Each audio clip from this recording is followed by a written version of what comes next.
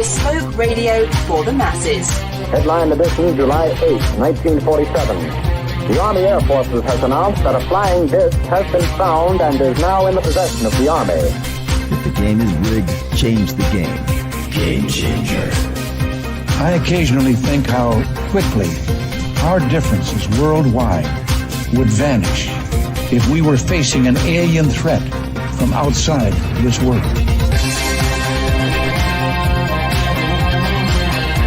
This is Fade to Black with your host, Jimmy Church, on the Game Changer Radio Network.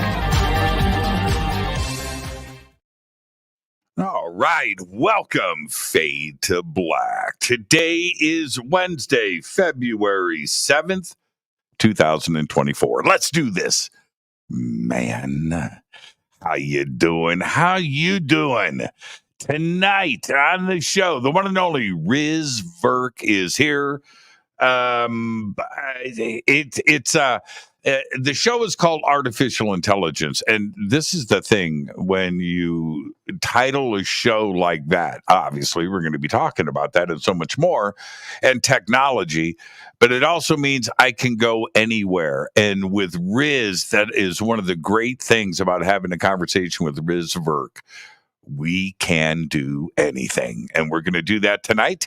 And let's, you know what? I normally would say let's talk about this or that. Well, okay. So tonight, Riz Virk. Tomorrow night, Dr. Bruce Solheim is going to be with us. We're going to talk about ET and human integration.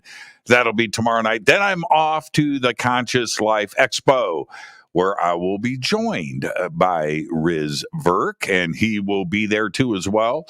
And that's going on this weekend, Friday, Saturday, Sunday. PostCon is on Monday. So tickets and information and everything that you need is consciouslifeexpo.com. The links for that are below. My disclosure lunch is officially sold out. And I told you, I said, hey, it's going to sell out. Go get your, so don't, I told them, don't come up to, hey man, you got any extra? No, it's sold out. It's sold out. Don't even come up to me and ask. It is sold out. But all the tickets and info and everything else that you need, including Riz Virk, is below consciouslifeexpo.com. Riz, he's just, I was, Riz and I are such close friends. Riz and I don't need to read his bio and things, but when I think of Riz Virk, I think of college level professor. I think of MIT. I think about Stanford. He is a Silicon Valley investor. He's a movie producer. He's an author. He's a researcher. His books include Startup Myths and Models, of course, the Simulation Hypothesis, which we have discussed many times.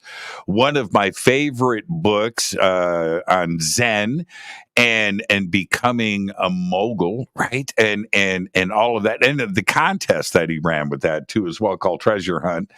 And the Simulated Multiverse, all of that and much more. His links are below over on social media and on our website. And I just want to get straight to it and say, welcome back to Fade to Black, Riz Virk. There he is right there. How you doing, my brother?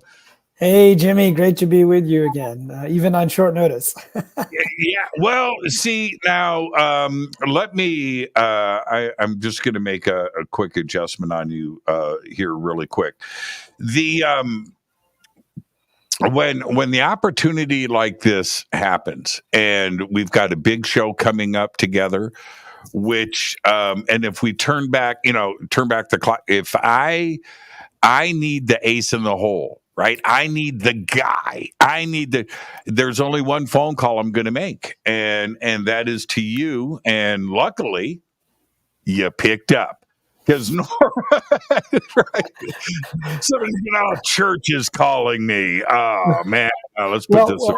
Well, your audience should know there was a synchronicity there, because about 20 minutes before you called, maybe half an hour, I was thinking to myself, I got to call Jimmy Church because we're coming up to the 25th anniversary of The Matrix on March 31st, and we should do a show. And then the phone rings, and who is it but you?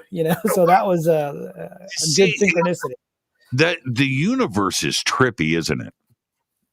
It's really trippy. It is, and I feel, who I feel bad for? I feel bad for the people that don't ponder or dream or wonder, right? Synchronicities happening right in front of them that get ignored. They're just like, whatever, and go about their day and come home and watch the news, have dinner, go to bed, get up and wash, rinse, repeat, go through the week, get to the weekend, do the thing, turn around and do it, and don't stop and wonder about that, because the universe is there for you, and it's a trippy thing. Well, let me ask you about that. That's a good place to start. What's it like to be so smart? And now, before you answer, do you find yourself? I'm just wondering how your brain works. Do you overthink? And if you do you have a remedy for that? What's your remedy for overthinking? But what's it like? Well, that's a deeper question than it might appear at first, at least certainly the second part of what's it like to overthink, because we live in a society where verbal thinking is rewarded, right? But at the same time, much of the decisions that we have to make in life, particularly like if you've been really successful, you haven't just followed the left brain, you've also followed your intuition. And this is something that I learned in Silicon Valley, both in terms of my own success, but also as I interviewed and invested in different entrepreneurs who went on to, build billion-dollar companies. And I found that they had a kind of intuition, and they didn't always call it that, right? But that was an important part of how they succeeded. And, there's an old line from Tolstoy, where he says, every happy family is the same, but every unhappy family is unhappy in its own unique way. And I used to joke in Silicon Valley that, every unsuccessful startup basically, dies for the same reason, but every single successful startup has to find its own path. And I think that's true not just of startups, but of people, right? We have to find our own path. We can't always just go and try to reproduce everything that's that other people have done, which is why, even though there's a self-help element to some of my books, you mentioned startup myths and models, and the subtitle of that book is What You Won't Learn in Business School. And the point is, in business school, they teach you how to reapply the same formulas, but sometimes you have to use your intuition and kind of go in a different way. And so back to your question, do I overthink things? Absolutely, I do, right? And partly because I've been in an environment, particularly in academia, where that's the mode, right? Where people are verbalizing and thinking. But at the same time, for years, I like to joke that I lived a double life, right? During the day, I was a startup entrepreneur, and at night I would be off investigating different aspects of consciousness. I'd be trying lucid dreaming exercises or meditation exercises, or jetting off to the Monroe Institute, or doing some shamanic journeying. And so that's how I found the balance for myself. And so now I have this rule that says, well, you might think this is the right path, because that's what the left brain is saying. You then have to balance that with the right brain and what your intuition is telling you. But sometimes you gotta do the opposite too. So if you have a synchronicity, the best thing to do is to follow that synchronicity, but it doesn't mean you should follow it all the way. You should follow it far enough to figure out, okay, are there any other things on the left brain that I'm forgetting about, right? I mean, you might have a dream about moving to Italy. That doesn't mean you should move to Italy tomorrow. At the same time, it may be something in your future that's calling out to you to go and spend time, in Rome or someplace. But, you have to take care of the practicalities as well. And so, I try to find a balance between the intuition when I just want to jump in and do something, and then the practical side. So there's a nice tension. And sometimes you need that tension, right? Because sometimes, like in the academic world, people who are very intuitive often come across as flaky, unable to justify their ideas, unable to sell their ideas. to, the people with the money or whatever the case may be, or to the journals. And so you have to do both, right? I think we both know Jeff Kripal at Rice University, who runs the authors of The Impossible and the Impossible Archives there, which has Whitley Strieber's papers, which, by the way, I got to see for the first time last year, in Rice University. And we can talk about that later if we want. But he talks about Clark Kent versus Superman, right? Superman being the intuitive side of us that's in touch with perhaps our soul, our spiritual purpose, and maybe even can perform miracles. But then there's the Clark Kent side of us that has to have a job in the real world, and that you have to balance, the two. And that's how I try to balance. And so anyway, it was probably a longer answer than you're expecting, but it was a deep question, I think. It's a perfect answer, and I'll tell you why. You and I have a unique relationship. We have the guest host relationship. We've done business together. We've ate together. We broke bread together, right? We talk philosophy together. We've got, and I am able to see these different sides of you. And like when you're ready to talk business, well, that Zen side is nowhere to be seen, right? There's no Zen to Riz Virk at that point. But then when you get to your philosophical side, you've got two different brains that you have managed to understand and take advantage of that. Not everybody has that. And I've been able to observe that with you over the years, because we met socially, right? And so we met through that aspect, and then we've gone through this long journey together. Now, but here's the reason why I bring all of that up. Tonight's show's about artificial intelligence. Will AI ever get to that point of pondering and thinking about self like you and I are discussing right here? Because that's the unique thing that makes us human, right? Just right. I mean, you can just stop right there. It can be faked. Yep. Right. Artificial software might be able to fake it, but it's a genuine trait of humans. Will AI ever get to that point where discussions like this about Zen and left brain and right brain and philosophy and consciousness, will AI ever get there?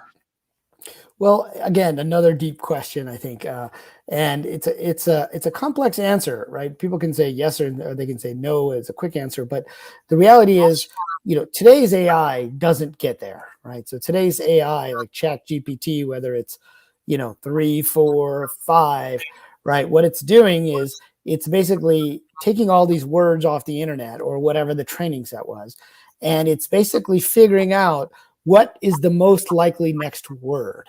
Right. And so it's kind of putting that into sentences that sound fairly coherent. Now, that doesn't mean that it doesn't come up with new things, which is kind of interesting, right? That sometimes ChatGPT and other generative AI will have what they call hallucinations, right? Where it'll come up with things that aren't necessarily real. Like, for example, okay, I'm a college professor part of the time, and one of my students used ChatGPT to write, a little essay about simulation hypothesis, which they shouldn't have done, right? And the rule in academia is you can use AI, but you've got to say I'm using AI, because everything in academia is about references and citations. And it was this interesting kind of vague essay, but it had these references at the end that were like incredibly on point about the simulation hypothesis, right? And I said, wait a minute. Okay, I wrote probably the best-selling book on this subject, certainly within the top 2. And I've never heard of these references, but they look so damn good. So I clicked on the URLs and they were completely fake, right? They didn't exist. So ChatGPT predicted this is the best word if to impress you. And that was right. It actually did impress me, because it was like, wow, what an interesting paper about religion and simulation that I had never heard of. And turns out it was because it didn't exist. But you do get these hallucinations. I mean, that's kind of a bad hallucination, but sometimes you get interesting hallucinations, right? When they're creating images and other things. Now, the main problem is, how do you define intelligence and how do you define artificial general intelligence, right? So AGI is kind of the next step. A super intelligence, Skynet, okay, that's several steps down the road. We can talk about that later. But at this point is, how do you define it? And the way most people define it is the Turing test, right? Which we've talked about before. I don't need to go through it too much, but basically the idea is, can you tell if you're talking to a computer or not? But what if we were to go to the visual Turing test? Okay, so can you tell if I'm an AI right now, right? I mean, basically, you're not really talking to me. You're talking to your computer, and I'm talking to my computer, and I'm talking to a representation of Jimmy Church, right? And there was just something in the headlines where a company in Hong Kong, this guy in finance got on the Zoom call with his CEO, and turns out they were all deep fakes. It wasn't actually the CEO. $25 million. And this is the crazy thing about that case, which was 2 days ago that came out, was he, the one that transferred the money, didn't want to do it. He felt it was wrong. There was something weird about it. And then he jumped, and he just didn't feel right. He jumps on the Zoom call, sees his boss, sees his coworkers, and went, well, all right. You know, transferred $25 million because of a deep fake. And that's kind of where we are today. I'm not too sure if the Turing test is even going to be like a funny ha-ha thing in the future. It goes way beyond that, doesn't it? Yeah, it does. And there are other alternatives to the Turing test, right? And so in that case, that's interesting. You bring that up because it ties to what we were talking about, which is his intuition was telling him something was funny. But then the logic told him, well, that was my boss, therefore I should do what my boss says, right? And if he had listened to his intuition a bit more, he might have then sent an email to his boss to try to figure out if that was the correct thing to do. You know, we may get to the point where we need cryptographic keys, right? This is what Bitcoin and blockchain is built off of. If somebody doesn't have the keys, they might look like Satoshi Nakamoto, right? But they ain't him unless they've got the keys, right? And you know, those are harder to fake, at least for many years, until quantum computing catches up to us and they can be broken. But I think your earlier question, I still haven't fully answered it, because this question of, will the AI be self-aware? And I think that is the big question for whether it will be able to contemplate these things. Certainly today, the AI can reproduce essays about consciousness, religion, and philosophy, but again, it's just regurgitating words at this point. But I think this question of self-awareness is an important one. You and I are big science fiction fans, and I just talked about the Terminator, and if you go to the Terminator, like within, I think it was T2 or T1, they talked about on June something, 1992 or whatever the year was, right? Skynet became self-aware, right? And then it went through what we call a singularity, where not only does it become aware, but it becomes more and more intelligent over time. So a singularity is a term we hear all the time, but most people don't realize it doesn't necessarily just mean super intelligence. It means when technology feeds on itself, it grows exponentially. And that could come from, linking human brains into AI. That could come from AI training itself. Like in the case of AlphaGo, which beat the reigning Go champions, or some, the top Go players in the world. And it did that by playing itself, not like 10 times or 100 times or 365 times, but by playing itself millions of times, right? It learns at what we call hothouse speeds, right? And that's how, Elon Musk is trying to train his cars to be full self-driving. Well, they train in 3D virtual environments first. So the question is, can AI that's just software be self-aware? And my point on that is that it's difficult without some boundaries, right? So there are different tests of self-awareness. Like one is, if you put a dot on say your forehead or on the left or whatever, and somebody realizes that dot is them, and by looking in a mirror. And so there's like an animal self-awareness test, where does it realize that is that that is you, right? Once you realize that, then you have a bit of self-awareness. But to do that, you have to have boundaries. So this is why I think we will get virtual AI characters, in virtual reality or 3D games that are intelligent and self-aware because they have a body. It's not a physical body like a robot, but it's a virtual body. So they can actually say, this is me and this is everybody else. And so that gives them the opportunity to become self-aware and to learn. So I think we got a little ways to go, but it's getting a lot closer than it used to be. And I think we will get to the point where AI that does become self-aware, that has a sense of self, that has a boundary, will be able to start contemplating like Data did in Star Trek: The Next Generation. You know what? And I think Data and those ideas and those characters are dumbed down. And, let me explain very briefly. Humans by nature, we're just stupid. Okay, and what we do, it's like our job is to outsmart the next guy, right? You're always maneuvering. You're trying to get ahead, or you're trying to cut a deal, or you're trying to negotiate through traffic, or whatever it is, right? You're just trying to and it's pretty easy to do because humans are just dumb. And so to get AI just one step ahead of us, will be able to outthink, outmaneuver. AI would be able to become your best friend in like a couple of sentences, and to manipulate and to outthink and outmaneuver. That's the part that scares the crap out of me, Riz, is that you think you're smart. Right? You remember that scene? You remember the scene in 2001? Open the pod doors, right? Open the pod bay doors, Hal. Right. Yeah. Sorry, Dave. I can't do that, right? That's the end of the discussion, right? If you know what I mean. And that's the part that just really scares me because we're too easy to figure out and get around. Well, there's something called the reverse Turing test, right? Where, in the Turing test, we're trying to figure out if, person A that I'm talking to or person B is a computer. But the reverse Turing test would be if the computer could tell, the AI could tell if a person they're talking to is a human versus another AI.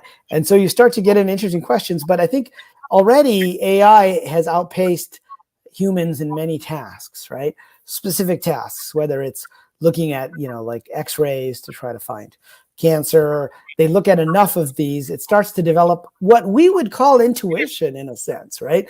So this is where that it's a positive hallucination in a sense. Like it can't tell us exactly why it thinks this particular X-ray might have cancer, but there's some kind of pattern there, and that's the pattern seeking. And so far, AI has not been good until recently at kind of devising patterns in the same way that humans can, but for specific tasks it can do it much better, and that's where to get interesting. So just last week I was running a workshop at ASU at the Center for Science and the Imagination, which is all about science fiction and the future and how it impacts the future. And we brought together a bunch of metaverse and AI experts and had them come up with ideas for stories of what things might look like in the year 2049.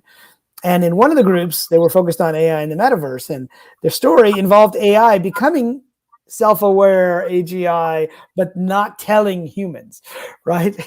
And not telling us because they were worried that we would freak out and we would shut it down. Except for over time, they slowly started to reveal certain things.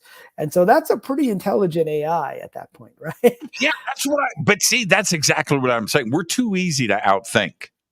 Right. And it's so funny when you hear somebody that thinks they're smart, and I'll pull somebody out of the air, the obvious. Let's say he's a physicist with 3 names. Okay, so we'll just leave that right there. We'll leave that right there. Some would say he's pretty smart, right? Some might not say. Right. But when he says something like, no, man, just unplug the computer. Now, that right there, if you don't think AI is one step ahead of that dumb thought, right? The most primitive thing that you can think of, AI is way ahead of you. And just don't plug it into the internet. Well, it's already thought through that. By the time you get to those discussions, it's already online and you'll never figure out how, right? It's already got an alternative power source. You won't be able to just, hit the off switch. And that's the part that scares me. We're just too easy to outsmart and outthink. And okay, let's put it in a weird. This is a weird, twisted thought, and it takes me back to the 13th floor, actually. And okay, so is this if you are a security guard and you are guarding the AGI server room, right? You are the prime target for AI. AI knows who you are, knows what your job is, and you are suddenly AI's best friend. And they will know everything about you and your loves, your hates, your things, what drives, romance, emotion, and will be able to manipulate you and in any way that it wants. And that's the part that really scares me, because it's the easiest thing to do with humans. And that's the thing that we don't talk about or address. Yeah, well, the whole area is referred to as social engineering within a security context, right? I mean, you probably saw some of the videos from James O'Keefe and some of these, who they're like setting up these fake dates and they're getting people to talk about things, including somebody who was working on the White House security staff, to basically start, talking about all this stuff. And it turns out the easiest way to break into a facility, according to, this line of thought, is not to try to figure out the password so much as to just figure out who knows how to get in and figure out a way to get in through them, right? And it could be all kinds of different social engineering. But there's a whole area of AI boxing, right? Which is, can you box AI? Which is kind of what you're talking about here. And we had a guy in my simulation hypothesis class, which I teach at ASU, is the first college level class about the idea that we may be living in a simulation. And his name was Roman Yampolsky, and he wrote. I think he has a new book out about AI now, and he wrote some papers. But he was talking about how, the way we look at AI and the way we try to keep it within the box, right? So he's an expert on the different ways AI could break out of the box. And his conclusion was it would always figure out a way out of the box. And he said, well, let's apply that to the simulation hypothesis idea, right? If we are AI inside a simulation and we're trying to be kept inside the simulation, could we use AI to help us figure out how to break out? Use super intelligent AI that's smarter than us per se, because we may be only at a certain level. Now, this gets into all kinds of philosophical questions that we've talked about before, like what I call the NPC versus the RPG version of the simulation hypothesis. Like in the NPC version, everybody is an AI. And it's interesting you bring up the 13th floor, because people often ask me, what's your best, sci-fi representation of being in a virtual reality with AI? And most people think I'll say it's the Matrix, but actually the 13th floor, I find, is a better representation in some ways, because it's also, first of all, the 25th anniversary of that movie, because it came out in the same year as The Matrix. Yes, they did. That's right. And in there, they create for those who haven't seen it, I mean, it's 25 years ago, so we can give away I think, the ending here. But they created from 1999, they created a version of Los Angeles that was 1937, and within 1937, all those characters were AI, right? They were basically NPCs living their lives. But then from the outside, they could inhabit those, right? And so I mentioned the NPC versus RPG scenario. One scenario, we're all NPCs. In the other scenario, we are avatars of the player. So you're the Jimmy avatar. I'm the Riz avatar of our players. Now, you can link that more to the religious side. You can say the players are souls, or you could say they're future versions of us. You could say there's aliens. There's all kinds of different aspects to that idea. But there was something in between that happened in the 13th floor was that you were running around by yourself like Sims, and then your outside player could take hold, right? It's almost like a spiritual, right? When your higher self connects versus when you're just kind of running from your patterns along the way. But in that movie, they also were able to get out, right? The AI was able to get out to the next level up, right? And that gets back to this idea of, will the AI be smarter than us? Will it, coming back to another sci-fi reference in the Matrix, I know this was one of your favorites, the guy who wanted to, the guy who wanted to just eat the meat, and basically Agent Smith. There was Agent Smith, but then there was the other guy who was with Morpheus, who said, "I just want to go back to being asleep." Right? I'd rather not know. And I play that scene for my students all the time, and for some reason the name is slipping my mind at the moment. But right, Agent Smith was able to get out into the biological world, and so we have these level shifting conversations going on, with AI, and so I think that's all very interesting. But I agree with you that AI at some point will be able to manipulate us. I mean, today there's a site called, I think it's called character.ai. So one of the areas I'm doing research in academia on is virtual people, and how smart are these, and how smart are these NPCs? And there was the Matrix Awakens demo that came out with the Matrix, the Matrix Resurrections movie in 21, and people started to get those NPCs, and they put LLMs behind them, so that. And then this guy walked around and he was telling them, "You're an NPC in a video game." And the guy was like, "No, I'm not. I'm too busy for this. I don't have time to talk to you about this." Right? The same kind of things people would say to us if we were to say to them, "You're really inside a simulation." But that was an interesting way of showing, how these AI characters are going to get, have relationships with us, how they get smarter. And so I was mentioning there are sites where people go just to talk to, not like ChatGPT, but to talk to characters, of a certain kind, whether it's a sexual relationship, a romantic relationship, a buddy relationship. There's a whole bunch of these out there. Replica AI is another one, where you basically end up having a friend that's an AI. That's already happening now, and we're not even at the AGI level, right? And so people are going to glom onto that, like in the movie Her, which is another film that I have my students watch, about the AI relationships. And so I think that's coming, and that all ties into the social engineering aspect. That's kind of why the other night, it was over the weekend, right? And so talk about smart AI. Some of the smartest AI out there is Netflix and Amazon. Man, they're machine learning, right? They know me. So anyway, flicking through, and there it is. Her.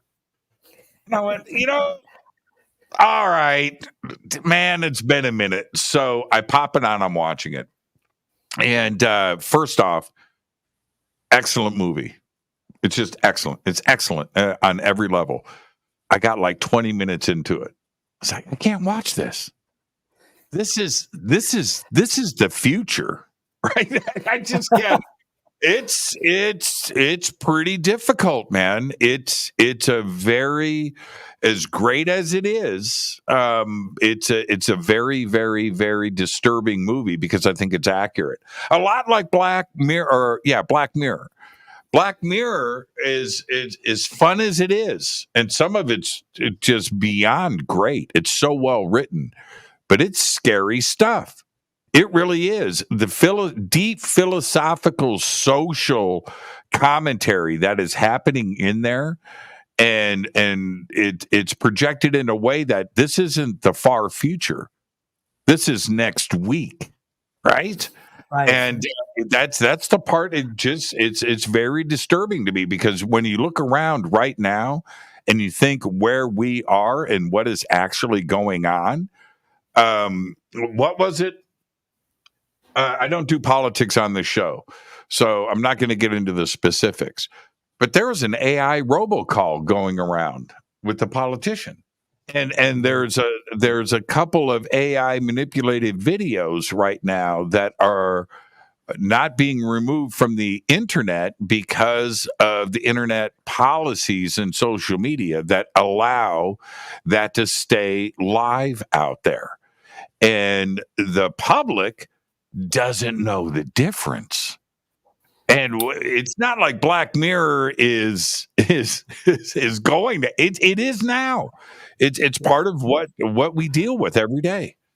Well, what's happening is I think that technology is catching up faster than the science fiction authors necessarily thought would happen. And so the movie Her came out in 2013, and the creator, Spike Jonze, I think was his name, he saw a chatbot called Alice, which was this chatbot that had won like the Loebner Prize, which is a Turing test type prize. And so he looked at that, and he kind of created what would be a futuristic version of that. Well, fast forward a few years, and that same code base was used in a character called Kuki.ai, Kuki.ai, Mitsuku.ai, who, she won the Loebner Prize. I say she, right? I'm already giving her personality a few times, like 5 times, I think. And then there was this article about Kuki's date with, one of the bots from Facebook, right? And they were kind of going back and forth, and they called it an awkward first date. So we were personifying the technology, but with Black Mirror, this stuff is happening, I think, even quicker than we expected. And so the voices, like, you don't need Scarlett Johansson necessarily to be acting. I mean, if Her were made today, you could take the voice and you could deep fake the voice if you had enough time and enough server processing power to basically do that. The brains are still, that level is still, I think you can still tell after a little, if you were to interact with it as opposed to just watching a video of it, right? It's still at the point where you can tell, okay, this is not a real person yet, right? So there's something about it that it becomes kind of obvious. And maybe this gets back to the intuition, right? The thing that after a while, I mean, right now you can have paragraphs and paragraphs where it looks like it was written by a human, but you still get that little voice in the back of your head that's like, there's something very general about this text that's not quite right? But that will get taken care of over time. So just like we can pretty much produce the human voice, we can probably produce the look. And then the question is, do we end up with these AI, what they call P-zombies in the philosophy world, right? Philosophical zombies that act like beings, but there's nothing going on inside, right? And I think this gets to some very tough questions, but I think right now we've been talking more about the identification problem, right? How should we know that something is AI? And this ties to, the area that, nobody likes to talk about, but it's governance, right? Do we need regulations on this stuff? Because it's becoming we do. You know what? You know why? Humans are lazy. And so let's say when you talk about the ability to deep fake or process and manipulate what you're seeing on the screen and fooling the human eye, it's gotten so good that was part of the actors' strike, right? And the Writers Guild strike, which was dealing with this exact subject. And because of the way that visuals are presented to us today, Riz, you've produced movies. You know exactly how Hollywood works. So we are used to seeing dramatic backgrounds and effects and ships and things and just a completely, most movies today are shot in front of a green screen. You're not shooting on location. That's all dropped in later. And we accept that. We've gotten lazy with that. We know that that's not, Tom Cruise, flying over London, right? We know that that's manipulated, but we don't care. So when the writer's strike happened, I feel like I'm on a soapbox. Writer's strike is going on, Writers Guild, Actors Guild, and we got the 2 strikes going on. And I'm on Reddit, and I'm reading this exchange on Reddit about what the strike was about and part of this thing. And I'm not going to say what, and I've never said specifically what's going on. But anyway, so I say, well, it's because if there's this scene in if an actor is AI'd, right? Does the actor get paid for a scene they didn't shoot? That's the point. And I'm like, well, okay, well, that seems kind of logical. But then they go, because here's an example. This is what the writer's strike is about. There's this TV series, and there's this scene with this actor that's in the series, and it's AI. He didn't shoot that scene. His name is there, starring, right? But he's not in the scene. And I thought to myself, wait a minute. I just watched that. Yeah, I remember that. It was during the strike, right? That came out. I forget which actor it was, but there was. I don't want to say, I don't want to get into the drama of it. All right. But because I got fooled. So I went, no, that's him. Right. So I go to the episode, I go to the scene, and I'm watching it. And I'm watching, I'm like, no, they're wrong. Reddit's wrong. And then I backed up and went, oh, crap. That's what they're talking about. I didn't know. Right? I didn't know. Right. I did not know. I watched it again and thought Reddit was wrong. And that's where I got scared. And where we are today, in my laziness, should I have noticed that? Well, I'm not too sure if I could have, because I didn't.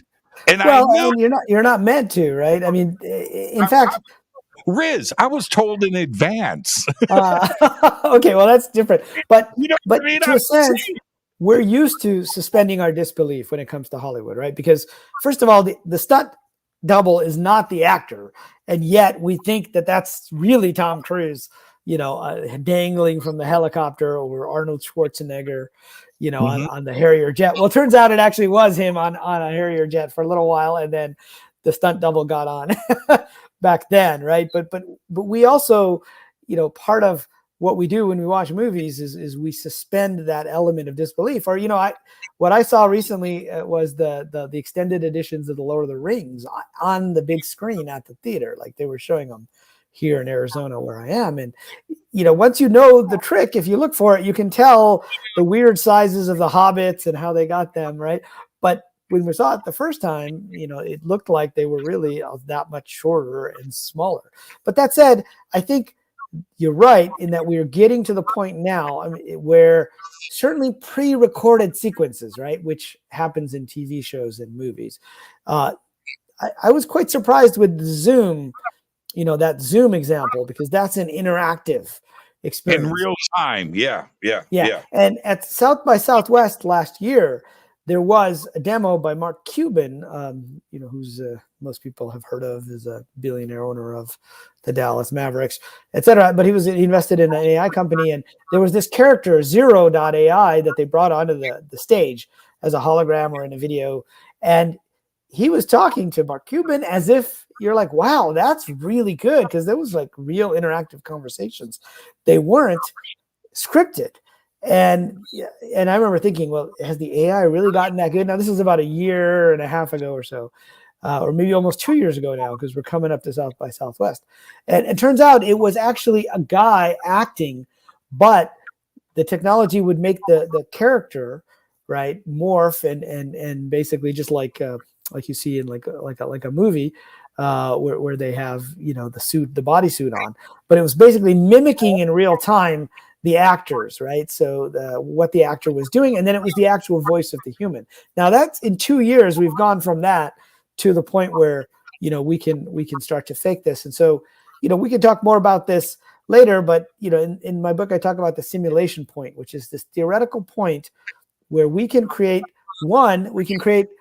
virtual environments that are indistinguishable from physical reality, but two, they would be filled with AI characters that are indistinguishable from human actors or human avatars that are representing human players, right? And I think we've gotten a lot closer to that. we're still not there, but given the pace that it's going, I mean, most people think that by the end of the decade, we'll certainly have something that is able to approximate AGI in that we won't be able to tell. I mean, what you're seeing still are like pre-recorded. It's easy with pre-recorded stuff, right? That's why like Pixar could make a movie in 1993 that was completely computer generated, because they could take as much time as they needed on each of the sequences. But render forever. Yeah. Render Man was their software.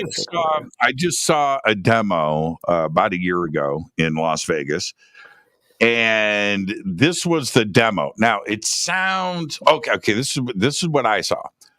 I see a person who's a host talking to somebody that's in a green screen suit with sensors on it. Okay. So, and they're talking, and they're on a green screen stage, and they're talking. This is all in real time. This is live. And I'm looking on the monitor, and I'm watching them in real time change the person, change the face, change the voice like this, right? They're just hitting buttons. And I'm watching, I'm watching the conversation, and I'm watching it on the monitor. Dude, they were changing the backgrounds, they were changing the clothes, they were changing the face, they were changing the voice. And the voice at the same time? Yeah. All happening in real. I was like, no way. If that turned into politics, or if that turned into religion, right? Or if that turned into anything, right, that was real. And I was watching. I mean, we're live right now at the Vatican, and Pope. Who's the Pope now? I don't even know. Who's Francis? the latest? Who's the latest Pope? Francis, I believe. I don't know. No idea. I have no. We're here with Pope Francis. What's going on? Love Satan, right? Right. It was like that. Yeah. I mean, I could not believe it, and I just thought, man, in the wrong hands. Right? Now, you could have a lot of fun with it. You could make it a dragon. You could make them a unicorn. You could make them Will Smith, right? And you could have fun with it and go, make him Kevin Hart, whatever. You could do that. But there's the evil side, right? And man, it really scared me. So there we're talking about not so much AI as much as like sort of using AI to mimic what an actor is doing, right? In that case, it's not like a full AI to AI conversation. There was still a human actor involved, if I'm understanding. And so that's but you have the voice that was being manipulated to as well. So it was what you're seeing is different, right? So in the same way that if I wanted to appear on this screen, right, 20 years younger without the gray hair that I have, right? That, or in Zoom, many people haven't seen this feature, but there's an avatar feature in Zoom where you can change your avatar and it looks like some bunny character. They only have a few of them, right? And then you move your head and it moves its head. And even to the point where I was blinking my eyes, right? And it was blinking. Now that's not a great visual representation of the avatars, but there are other companies that are working on kind of the stuff that you're talking about in real time, that people could do this in Zoom. So you could be talking to someone and you wouldn't know who you're talking to. So it's more of a mimicking what the person is doing and saying, but then changing in stream the representation that gets presented. So I think that's coming. That's already here in certain instances. In the consumer technologies, it's not quite there yet, but I think it'll get there. Now, what are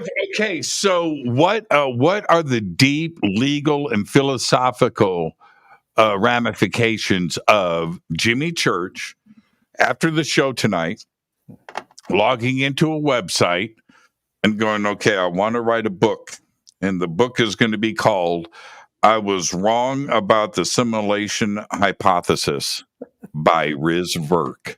And I wake up in the morning and the book is printed. Right. That is another danger zone that we are in. And then boom, it goes to market. That's out. And before you even have a chance to go and file legal papers, It's already out in the public domain. And you can do that with anything, right? And this is already starting to happen. I mean, as part of the Authors Guild, I know there are authors complaining about AI versions of books with their names on them that have appeared, out there on now. Amazon and Audible, for example, have the policies where you don't allow AI authored, at least the voice. They don't allow AI authored audiobooks at the moment. Although Spotify's changing that, using certain AI voices. And so we're starting to see a lot of legal issues crop up, right? And so there's a whole governance and legal infrastructure, and also who's responsible for the harm that gets caused, right, by AI. I'm in Phoenix, or in Tempe, which is just outside of Phoenix, and this was one of the places in the country where Waymo, Google's self-driving car companies, has been doing things for many years. And recently, I don't know if in LA if they have self-driving cars yet, but they have them in San Francisco. They have them. They had Cruise, and there were some issues, and they pulled back. But Waymo has now expanded here, and so within Tempe, I take it sometimes, But the question of who is responsible if the car hits someone, right? That's still an open question that comes into play. Is it the company that made the software? Is it the company that owns the car, right? I mean, suppose you have like these people who are like Uber drivers, except they don't drive. They just own cars that are self-driving. But you've got this layers of responsibility and legal issues that come into that. So you got the identification problem, which we've talked about, which is a big one, right? I think that's one we're all worried about. And that's happening now, right? Especially with images, right? If people have created images using, the various Dolly, Midjourney, Bard does this now. I mean, you can kind of tell they're not really, pure artist type images right now, but they're just getting better and better, right? The second is this responsibility issue. Who's responsible for these types of things? But I think the personhood question is the interesting one down the road, right? Would AI be considered a person, right? And a lot of these problems come from human values and how AI embraces or is being utilized for those. I mean, some people say to me they worry about AI taking over the world, and I say, I'm not so worried about that. I'm more worried about humans using AI to kill other humans, right? That's more likely. And even what you're talking about there, like, why is an AI going to go and create all these books? Only because some human is going to tell them to go there and create these books. That's right.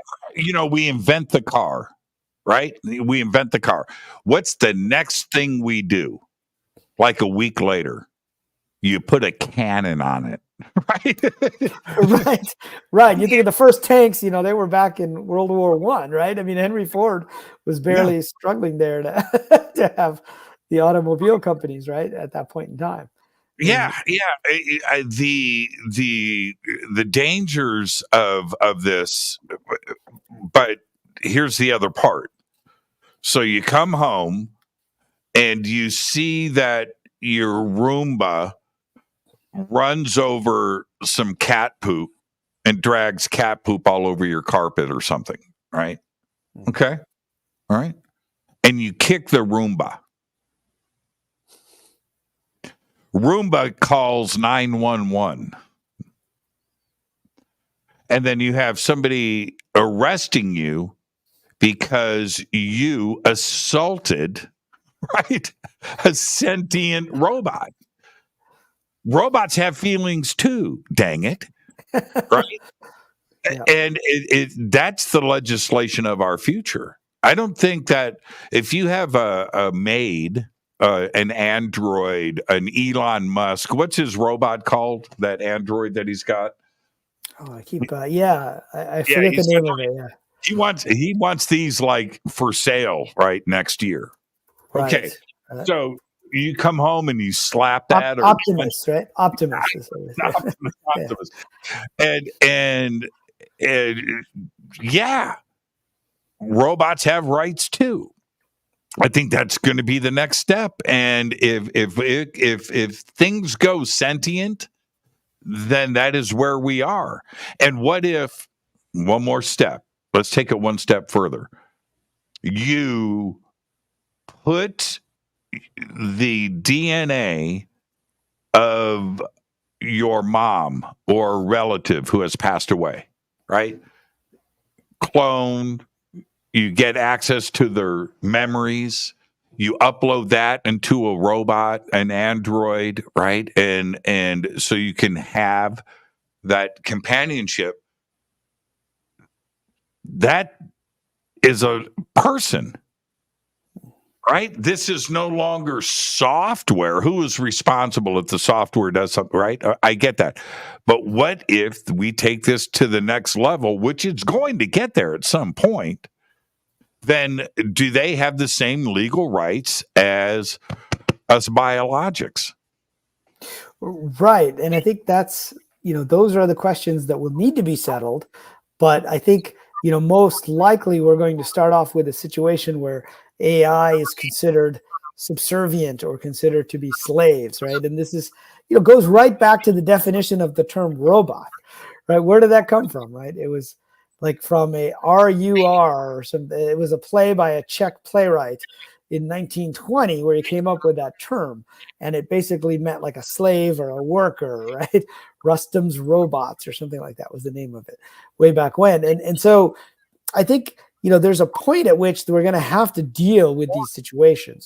And if you look at science fiction, it's a good way to think about these things because they do pose these scenarios. Like in Star Trek: The Next Generation, there was the question of, was Data a person, right? And the Starfleet medical officer wanted to be able to cut him up and figure out how he worked, and they came up with these 3 or 4 criteria. Like, was he intelligent?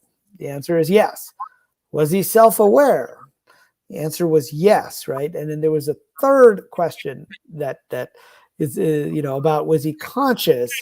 And was he an actual person? And that was the open question. And they had the whole trial about that.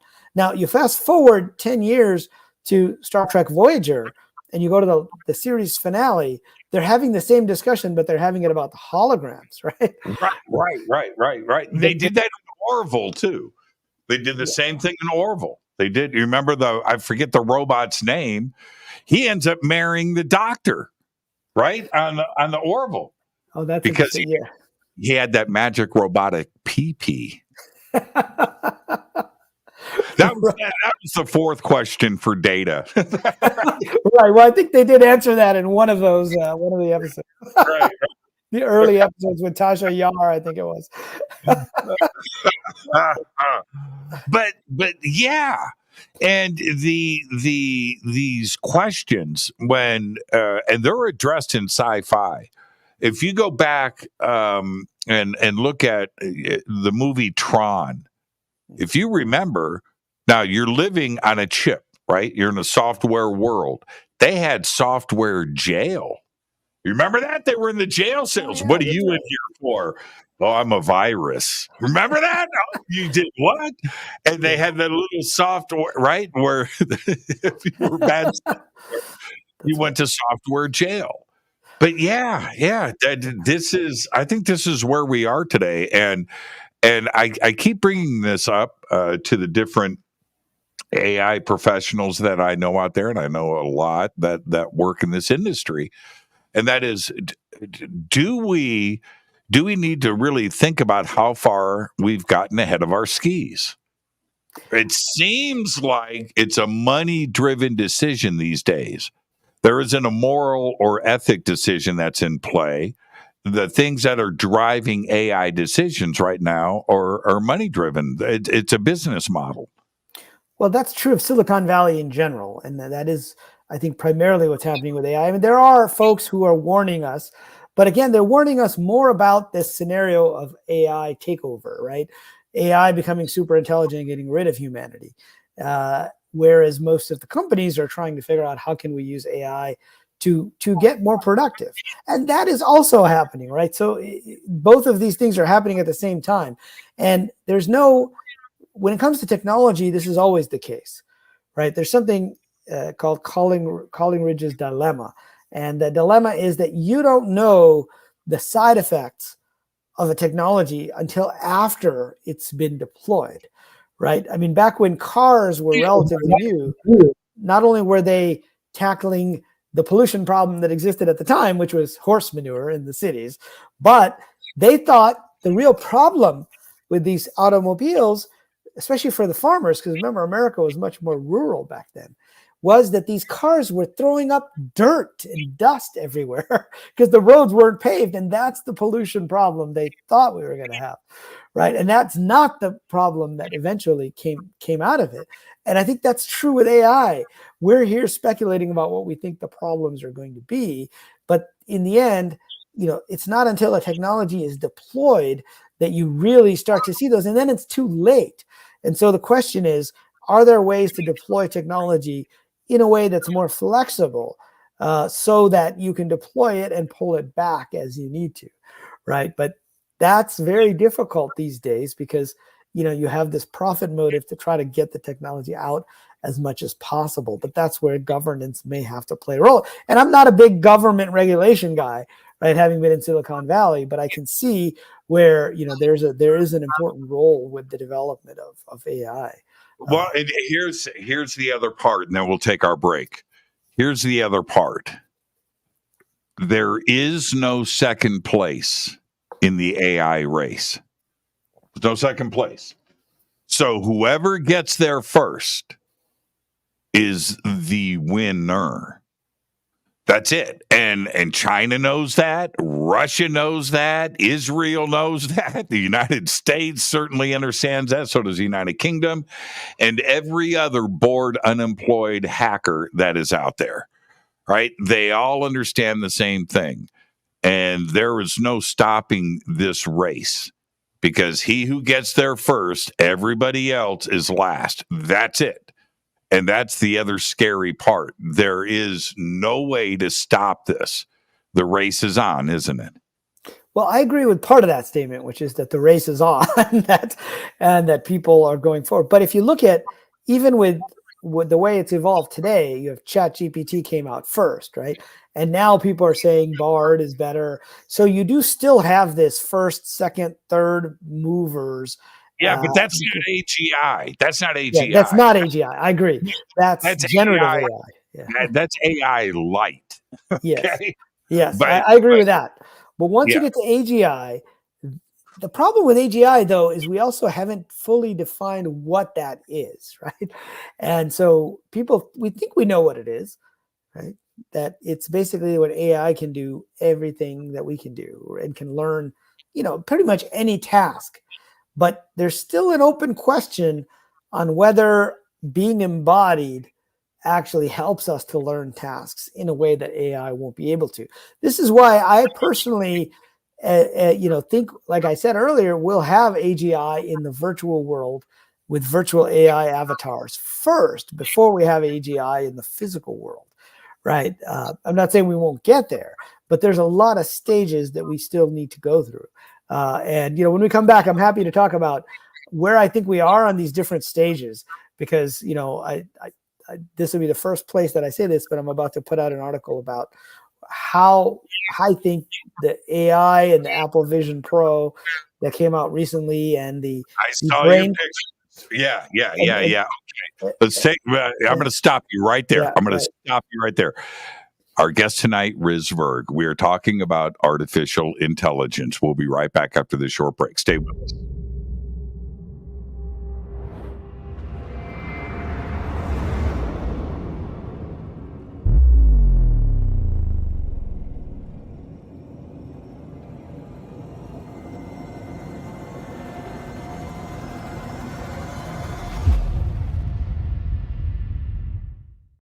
Subscribe to our YouTube channel to get your alerts and access to over 2,000 videos. Click that subscribe button right now.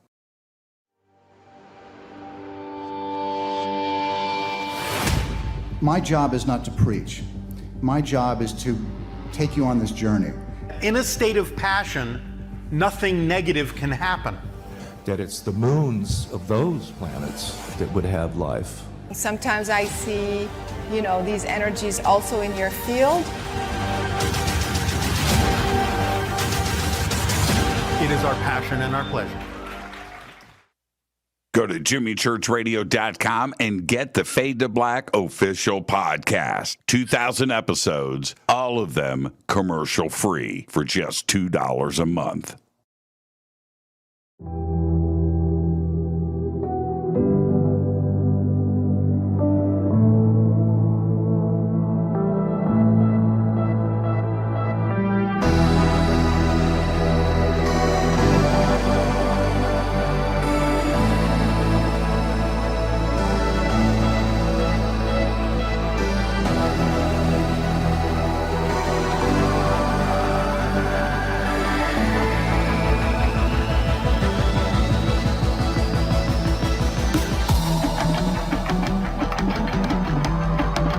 This is Jimmy Church. Please visit and explore Egypt this October 3rd through the 14th, 2024 with Billy, Elizabeth, myself, and very special guest, Matt LaCroix. It's simple to do. Just go to forbiddenknowledge.com and click on upcoming tours, or click on the link below.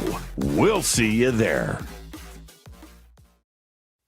Watch Into the Vortex on Gaia TV. It's Fade to Black for the screen. Simple to do. Go to Gaia.com, search Jimmy Church, or click on the link below.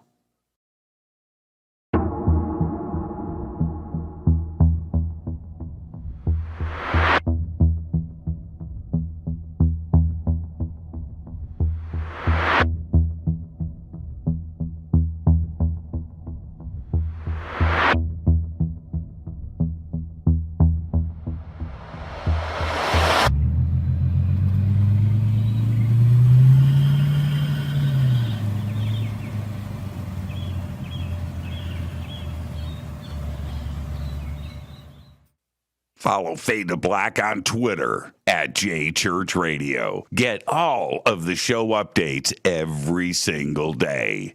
It's now called X, but who cares? How you doing? Jimmy Church here. Special announcement.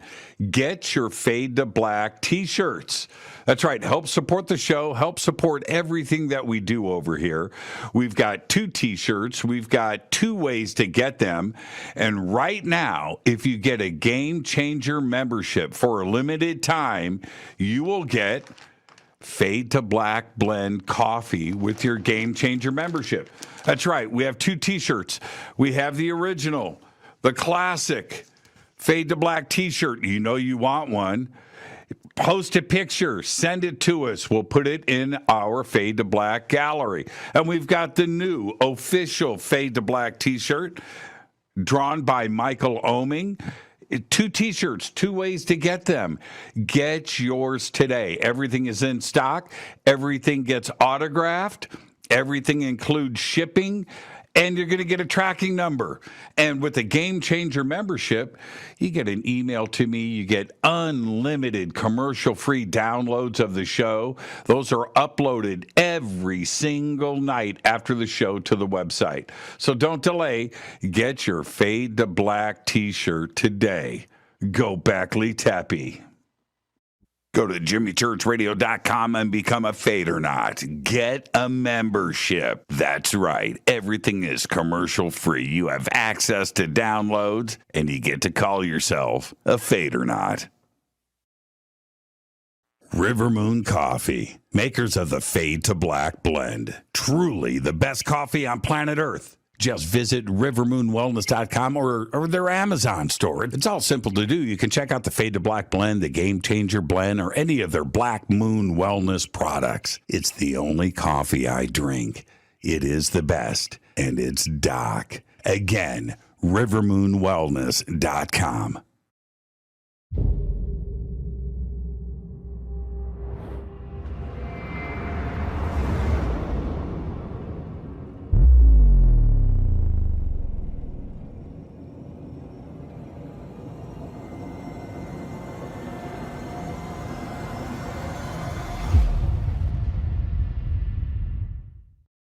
All right. Welcome back, everyone. Fade to Black. I'm your host, Jimmy Church. I want to remind everybody that this weekend is the Conscious Life Expo.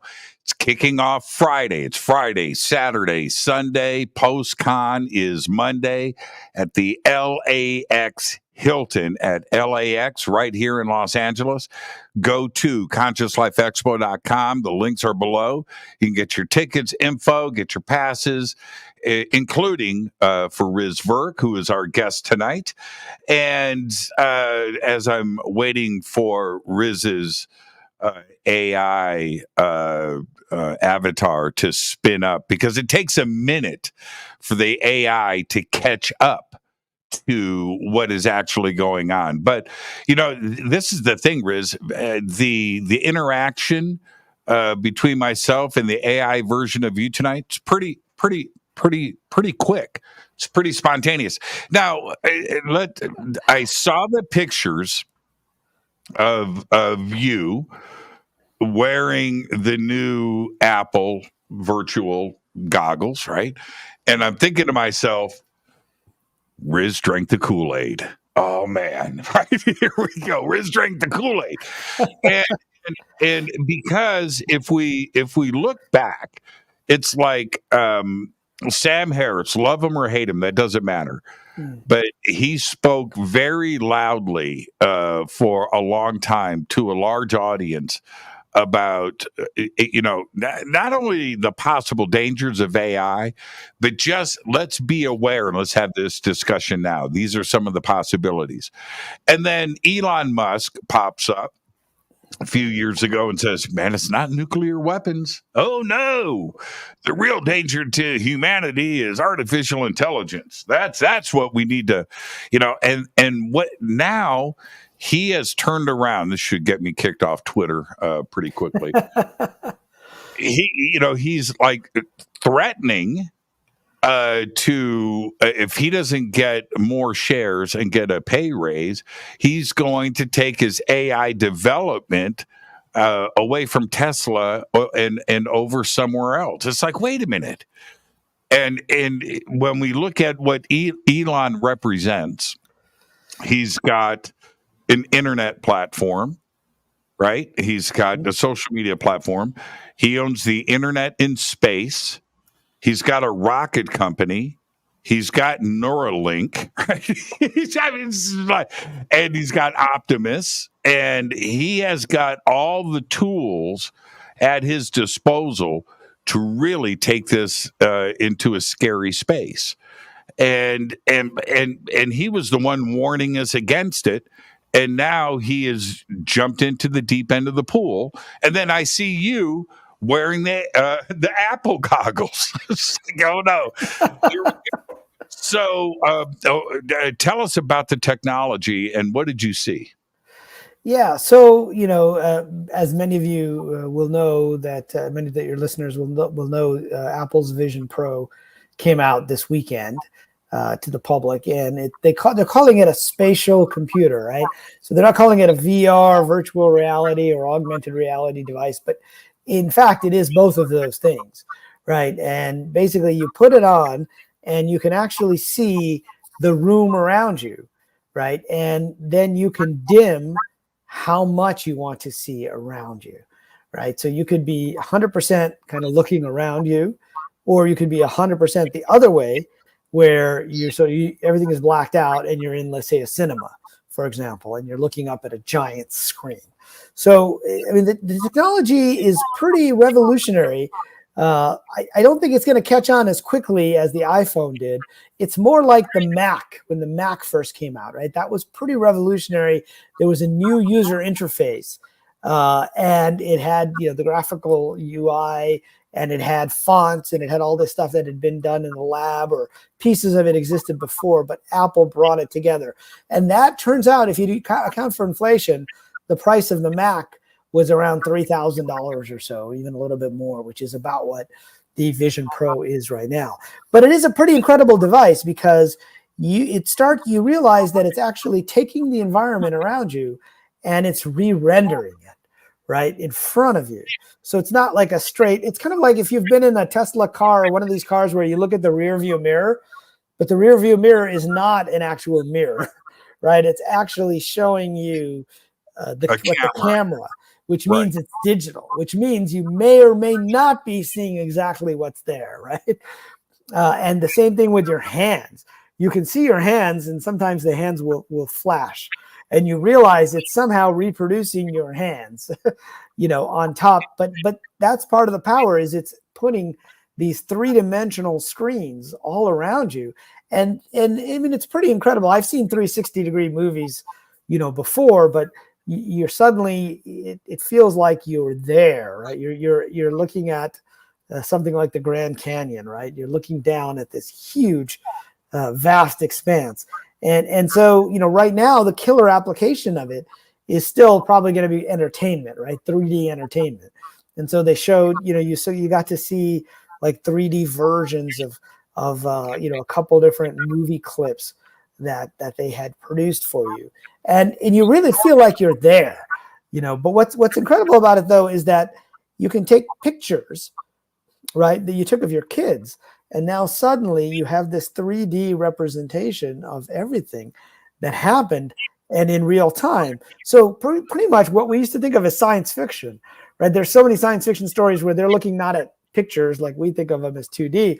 They're looking back at the three-dimensional scene of, their ex-wife who died, or their kids or their family, but it's all in 3D. Well, that's here now, right? And so I think it's a pretty revolutionary device. And, whether it actually succeeds as a consumer device, I think isn't the point. It's that these things are going to get smaller and smaller. And I think we're seeing, just like, the GUIs got everywhere. Now, this is about as close to Minority Report as you can get, right? If you've seen people doing this, they're like using their hands. They don't even need the gloves, right? It'll pick up your hand gestures. And so you can start scrolling in, zooming out. And then you can basically, start manipulating multiple windows. You're like, put that there. Pretty much, what Tom Cruise's character was doing in Minority Report, which was a UI that was designed as part of this group at MIT. And it was an interesting collaboration of science fiction and real world design kind of happening at the same time. And so the Apple Vision Pro kind of lets you be there. Now, once they come down to this size, okay, then you're really going to start to see, I think, a shift, because then the world around us, I mean, you're already seeing, if you look on Twitter, you're already seeing people with pictures of like walking around with their Vision Pro on. They're walking across the street. They're like at a restaurant, right? Of course, that's a very niche kind of geeky, group that's going to do that today. Right. And there may even be a backlash against that kind of social behavior. You see guys on in the subway sitting there doing this or watching a huge movie, right? I was watching that. The guy on the train typing on a virtual keyboard, while wearing those. But here's the thing with that. Yeah. Right now, it's still out here. It's a big, heavy piece of stuff. Yeah. And it doesn't look cool. That's where Elon and Neuralink, if you take it to the next level and you don't have an interface at all, that stuff is piped straight into your head. That's the game changer. That's the game changer. Absolutely. So in my book, The Simulation Hypothesis, which was published 5 years ago on the 20th anniversary of The Matrix, I laid out what I called the 10 stages to the simulation point. And I mentioned what that simulation point was earlier. It's a kind of technological singularity beyond which I think everything will be different. And it's not just about AI, but it's also about being able to reproduce the physical world, and in a way that you won't be able to distinguish, right? Getting back to your point about actors and special effects, you won't be able to distinguish what's real and what's virtual, right? And of those 10 stages, one of them was photorealistic AR and VR. And that was like stage number 5. And we hadn't reached it, but with Vision Pro, I feel like we're pretty much almost there, right? I mean, things need to get a little smaller and they need to get a little crisper, but in terms of the resolution, right, it's like more than 4K per eye they've already gotten. And the next stages after that are the BCI stages, right? So there's a stage for reading your mind, and that's a stage that we've already made significant progress in. And just last week, I think it was, or certainly within the last 2 weeks, Elon Musk announced that Neuralink did its first, implanting chip within a human. And that, that's like a pretty big step, but that's invasive BCI, right? Where they have to plant it. But there are also plenty of non-invasive BCI, and AI plays into this because what it's trying to do is read your brainwaves and then match your brainwaves to what your intention is. So it's a data problem, right? It's like, if you saw the old Neuralink demo with the monkey playing the game Pong, they taught it with the joystick and then they disconnected the joystick and they just read its brainwaves. Now, there were only two choices, up or down, right, with the Pong. So it's pretty easy to distinguish the monkey's brainwaves on what's up or down. But there are people who have come up with algorithms that let you anticipate what sentence, like say somebody who has lost motor functions, what sentence they're trying to say next. And so that's actually pretty far along. So the next stage of writing to the BCI, sending information in, which is what you're talking about, right? We're still far away from that. But once we begin to understand the brain waves, then we can then transmit those brain waves in to specific areas of the brain.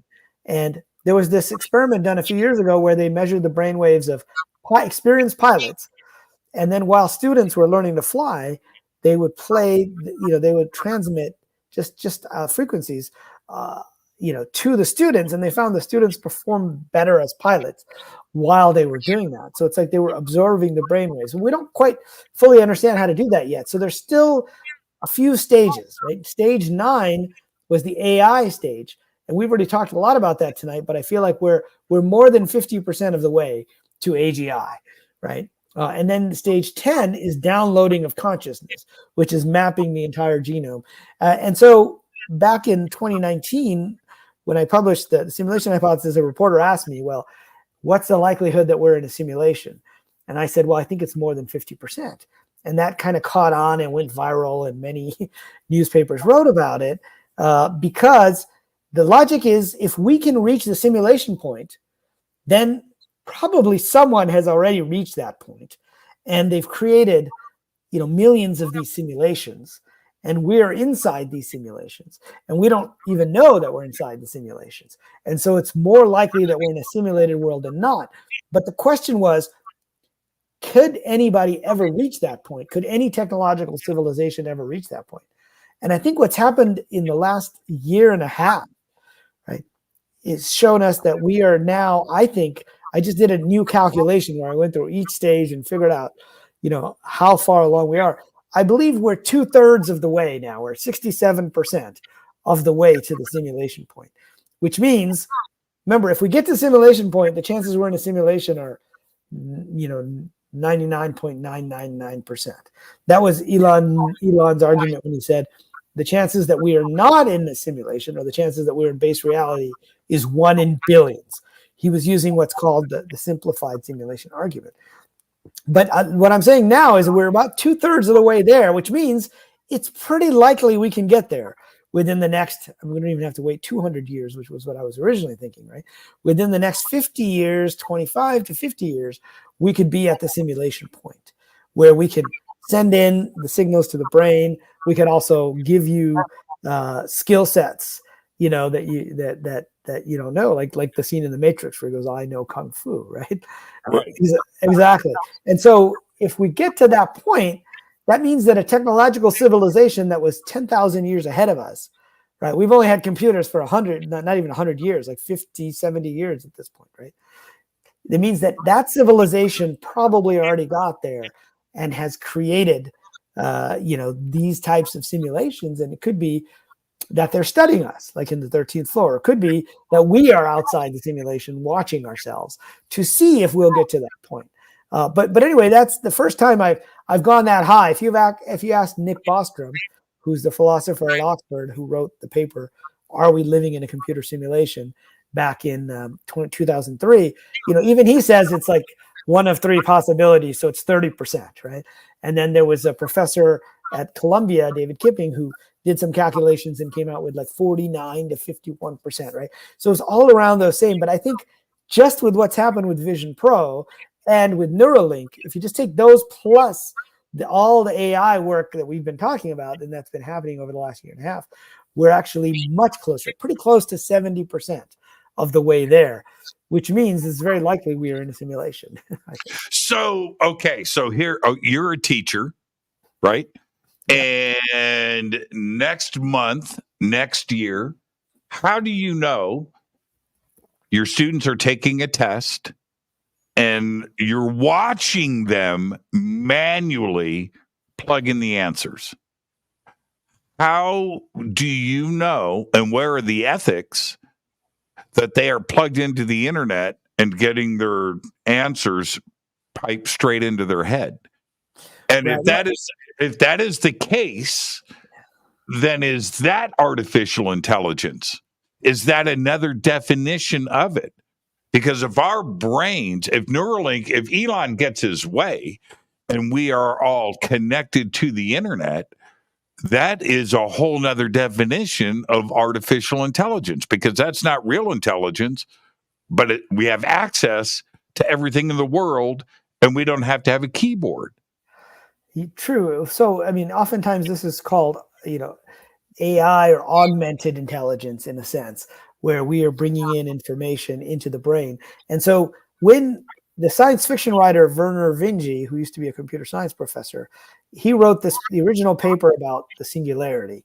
And, today we think of Kurzweil's book, The Coming Technological Singularity. And he was also talking about moving the brain to silicon, right? And transhumanism and that type of stuff, in addition to intelligent AI. But Vinge said there were different ways we could reach the singularity, and one of which is merging human biology with silicon biology, right? And so that we become super intelligent, not because just the AI is intelligent, but because we're interfacing with the AI and we're moving back and forth. And so I think it means we're going to have to change, right, the way we measure as we're teaching.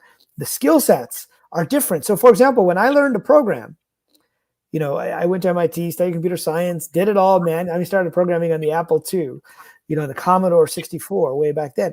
I mean, I had to do it all myself. We didn't even have Stack Overflow where you could go and look for code.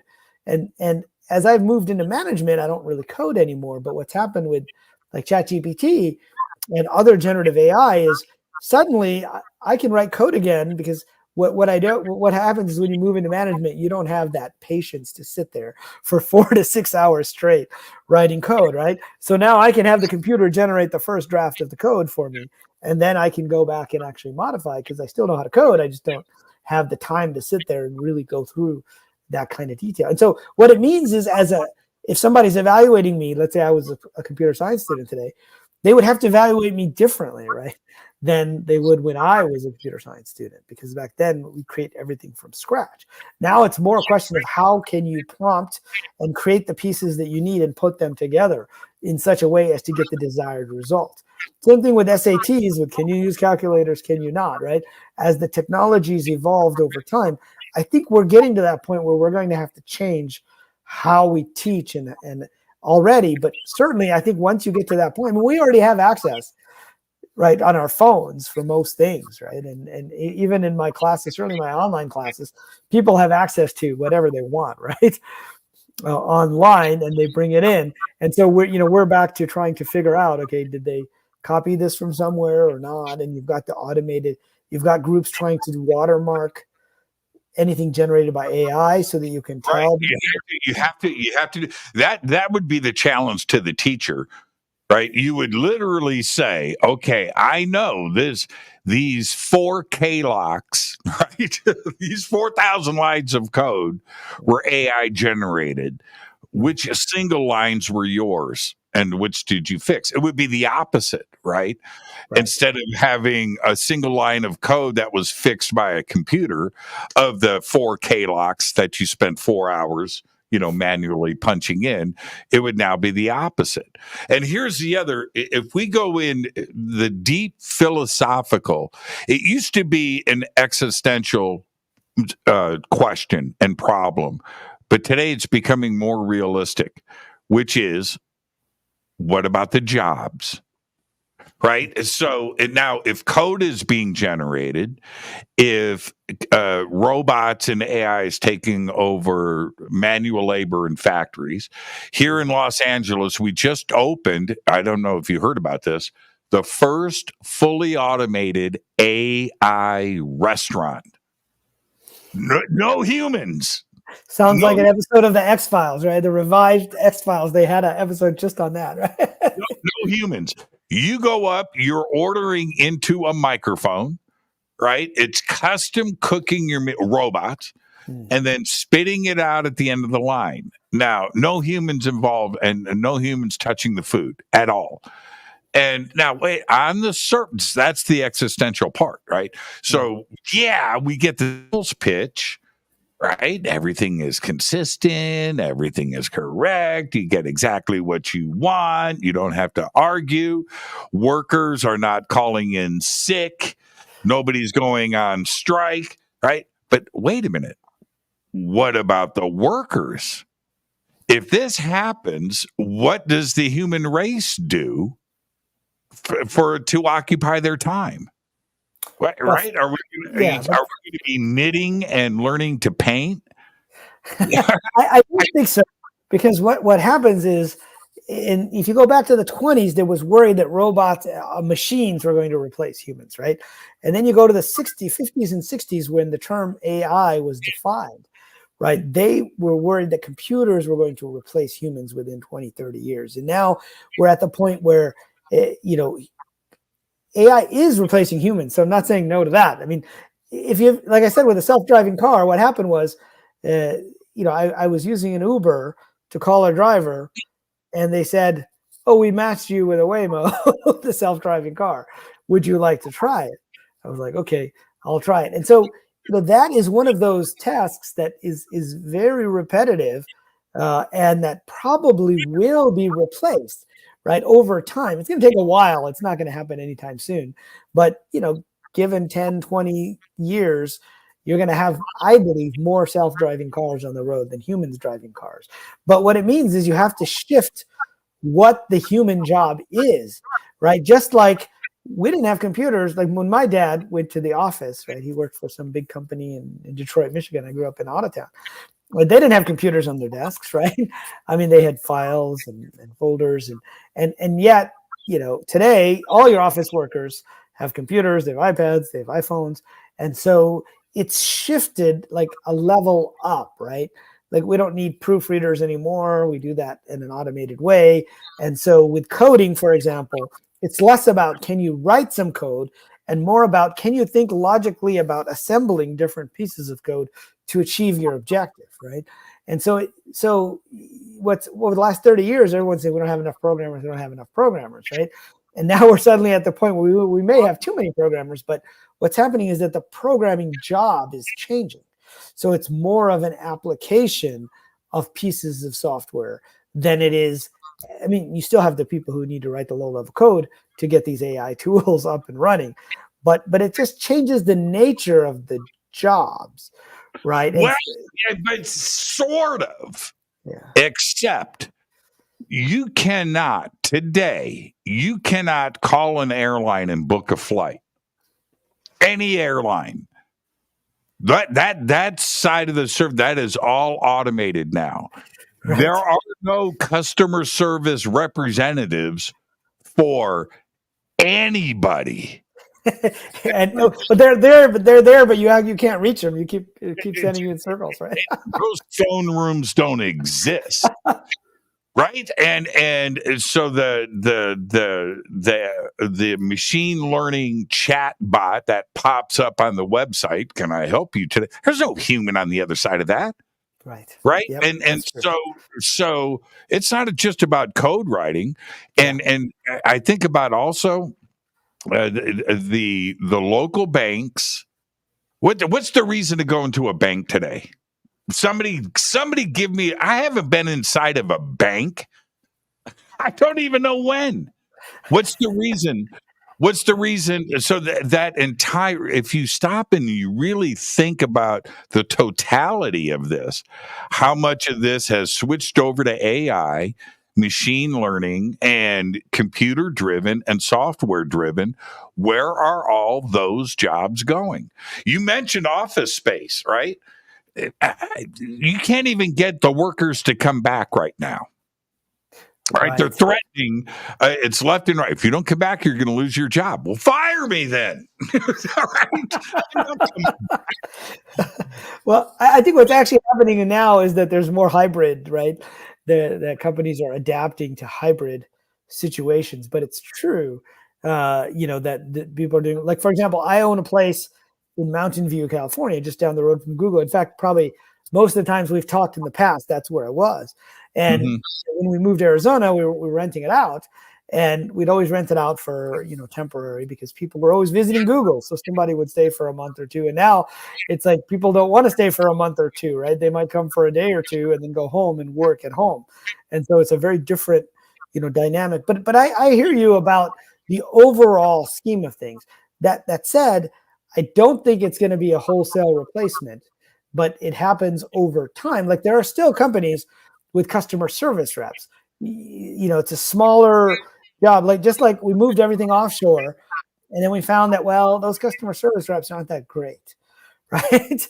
And so now there's a niche of companies who are bringing onshore customer service, right? People in the U.S. who can, not just speak English based on some textbook, but who can actually understand what the heck it is that I really want, to try to accomplish. But they become the level 2 tech support, right? They still send you into the level 1, which, was these offshore call centers, but now it's starting to become these chatbots and stuff, right? Which are pretty bad, but the technology is still pretty bad, right? So the question is, last night we watched another movie from 2013 called Elysium. Right? Have you seen that? Such a good movie. Oh, yeah, such a good movie. So they had their AI, like the parole officer, right? The AI parole officer, right? And you had was that Tom Cruise? No, that was Matt Damon. Matt Damon. Right. And he was trying to talk to the AI parole officer and trying to explain what happened, and it didn't work, right? The AI didn't care what he was talking about. It couldn't understand the subtleties, right?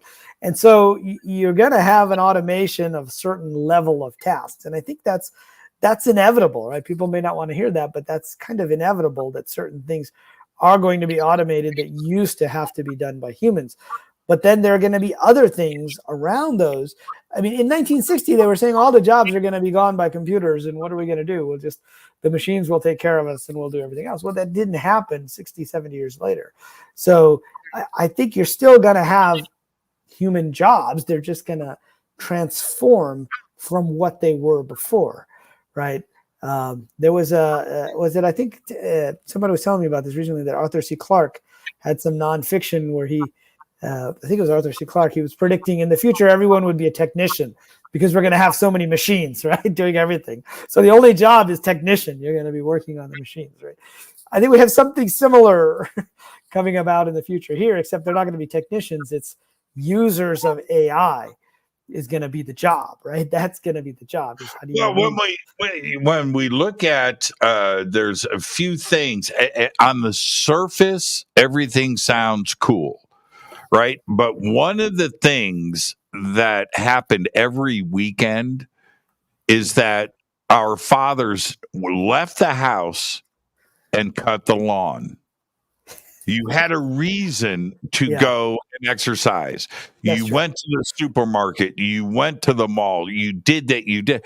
Now, like I said, Roombas, right? And if somebody is cutting your grass, if everything is going to be done for you, what are you going to do?